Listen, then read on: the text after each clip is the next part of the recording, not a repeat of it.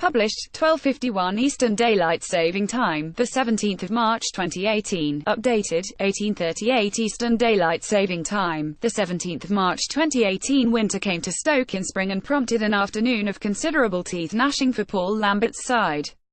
Everton won away for the first time since December 13, thanks to Cenk Tosun's third and fourth goals of a three-game spurt, as well as Charlie Adams' ill-conceived lunge at Wayne Rooney 30 minutes into the contest.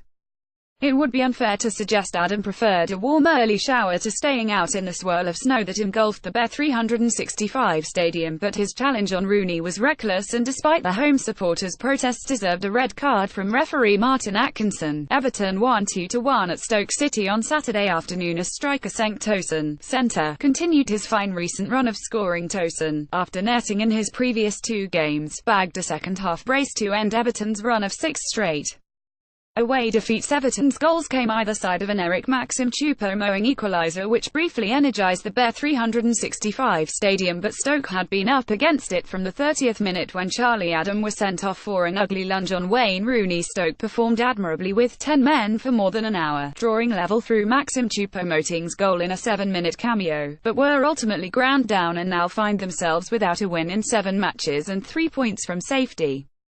Lambert claimed victory in his first game in charge at home to Huddersfield, and while 4 subsequent draws mean Stoke are hard to beat, the points have not accumulated quick enough. I can understand why Martin has given the red card, Lambert accepted. I think if you go with your studs in the modern-day game, you put yourself in that position. We had started well. It was a massive blow. Charlie is as disappointed as anybody.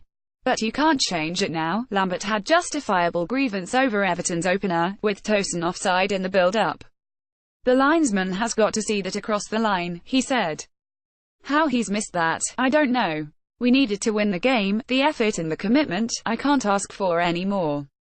We got ourselves back in it and looked really solid, then lose a poor second goal. Lambert's judgment does a slight disservice to Tosun's predatory instinct, and after a slow start to life in England, the Turkish striker is now showing why Everton paid £27 million for his signature. You want the top-quality marksman to turn the game in your favour, and I think Cenk has done that, said Sam Allardyce.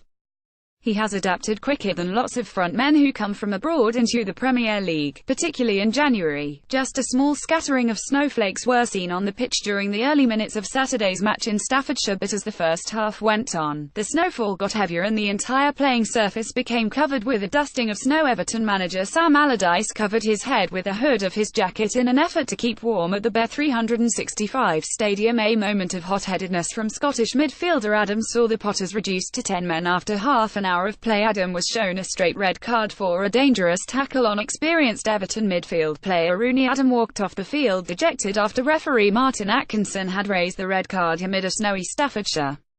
Seen Stoke playmaker Xherdan Shaqiri complained to Atkinson on behalf of Adam, but the referee was adamant in his decision. Adam, number 16, jogged off the field after receiving the 4th red card of his Premier League career, his 3rd for the Potters. Think taking him out of the firing line and giving him the opportunity to get to know the players as well as extra training. We are seeing the full benefit of that now. Goals have been a shortfall for us this season, and if he can be the one to get into double figures, that would be great. The fierce and persistent blizzard that swept over the ground moments after kickoff made it doubtful any goals would be seen as players struggled to find a flow. I've never experienced conditions like those either as a player or manager, Allardyce added. I was wondering if it carried on any longer, whether the referee would call it off. Mastering the conditions was part of today. Tom Davies failed to overcome the poor visibility early on, sending his header from Rooney's free kick over. Stoke then pinned Everton back, but just as Lambert's side seemed close to breaking the deadlock, their cause was dramatically undermined. Adam can be a cumbersome tackler, and it did not bode well when he attempted to retrieve possession after overrunning the ball. The surface may have played part, but Adam should have adjusted, and Atkinson was left with no alternative when the Stoke midfielder studs planted into Rooney's shin. Seamus Coleman knows only too well the potential consequences of such fouls. Everton were forced into a change in the second half after Tom Davies was injured in a clash with Stoke keeper Jack Butland. Teenage Toffees midfielder Davies looked a little dazed as he was treated on the field while teammate Tosun watched on. The 19-year-old Davies looked back at the action as he trudged off under the supervision of a member of Everton staff. Everton broke the deadlock on 69 minutes when Tosun slotted past Butland after the goalkeeper had blocked his initial effort. Butland watched on with a desperate look on on his face as Tosun's rebound effort flew past him to give Everton the opening goal. Cameroon ace Choupo-Moting drew the 10-man hosts level by scoring his 5th Premier League goal for Stoke on 77 minutes after the interval. Everton began to make the difference tell. Michael Keane ran from halfway and powered a swerving effort from 35 yards that Jack Butland decided to punch behind. Stoke cleared the corner, but Everton kept the ball alive and went ahead in the 69th.